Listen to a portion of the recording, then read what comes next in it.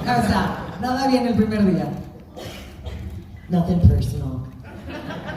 Well, it was unbelievable chaos with the crowds outside, and they were trying to hide first looks, and there are all kinds of paparazzi out there, so I was covered up by a coat anywhere that I went until we got into the pharmacia. It's just a weird start because it was almost impossible to do crowd control. I tell this story of Natalia and myself because Jim Cameron had rewritten a little bit of the scene the night before. It's my first day. They've been working for 2 days. So they had already gotten to a place in the scene. So Jim Cameron sends it out the night before, and I'm like, great, doable. And Sarah Connor drives up and says to the two ladies, I need answers from you two, get in the car. But Tim had directed it, and they had naturally landed it the day before, where Mackenzie is lying unconscious on the sidewalk. So she's unconscious, so there's no way she can get in my car. So that started this whole domino effect of like, okay, we have to rearrange the scene, rearrange the dialogue. It was awkward. It was terribly loud. Then Tim didn't really like where it was going, so Tim rewrote it. But they couldn't print anything out. And it became so like, do this version, do that version. I'm holding a gun, and my hand is actually shaking, even though I'd been working for weeks and weeks and weeks.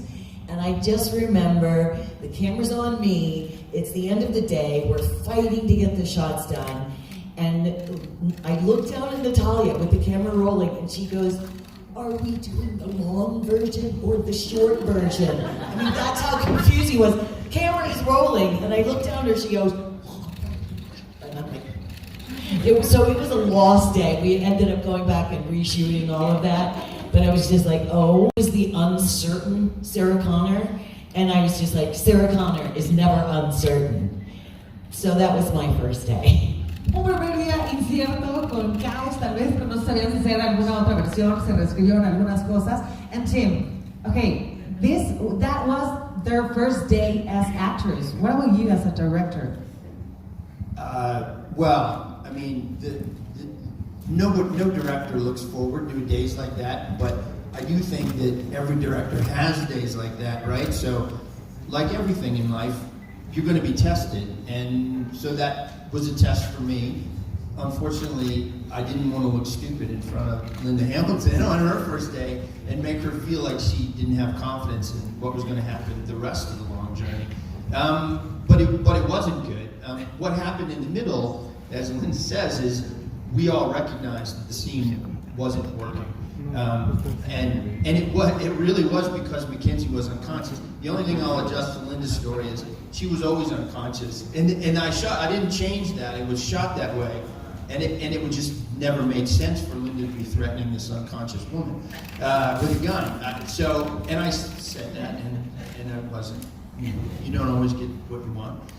And so anyway, in the middle of the day, everybody agrees that it's not working, and I said, hold on, just give me fucking 15 minutes. I'm going to rewrite the scene, and to rewrite the scene in a way that we could capture something.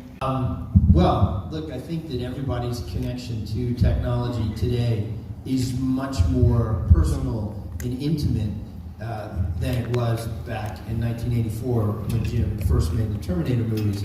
And that makes it both more interesting and more prophetic, what he was saying, but also I think that the way people interact with technology today is something that Jim didn't imagine back then, and really nobody did. So I think the dangers of technology are different in a way.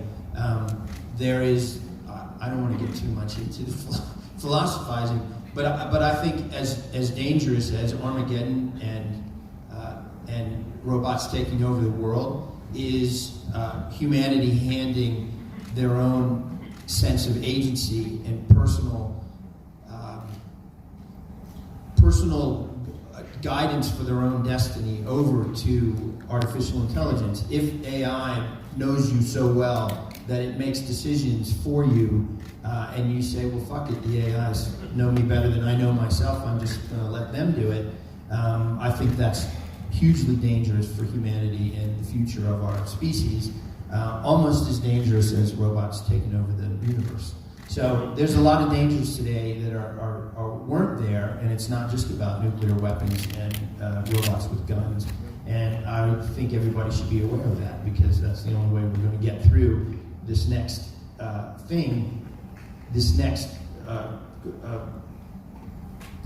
pressure point with technology that I believe is coming. There were two questions.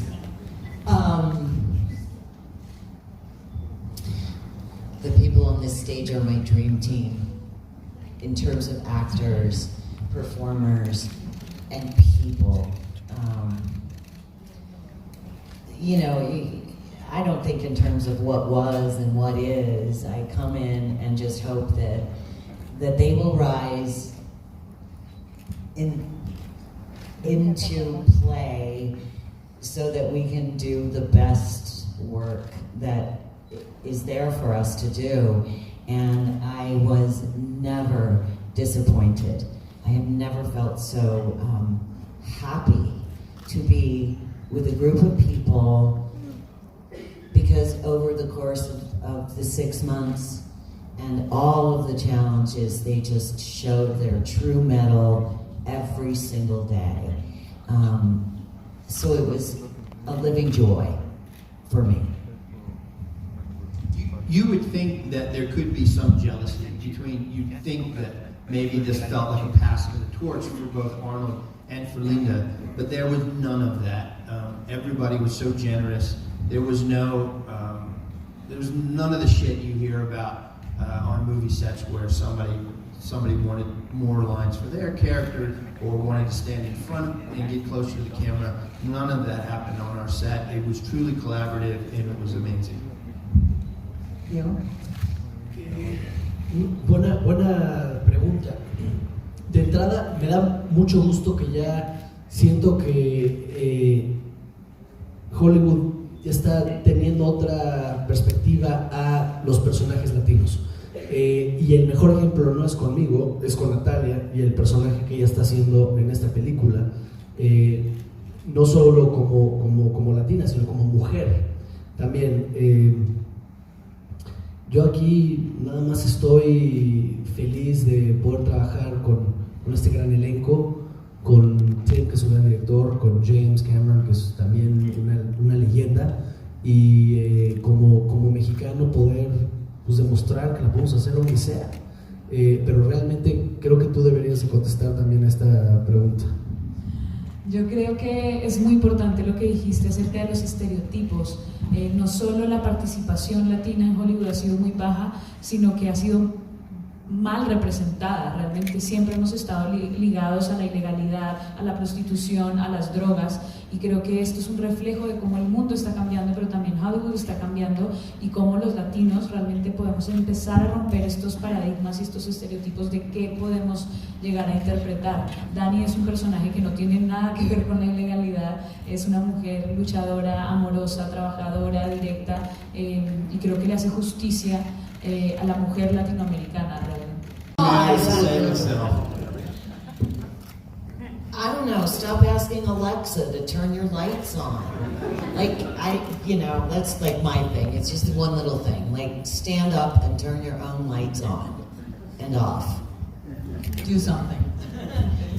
I don't know, I don't rely on technology very much. It doesn't, I've never gotten along with it. I really do believe that it was set in motion on the first Terminator. It's like me, machinery, So I've always been one that likes to do things yourself.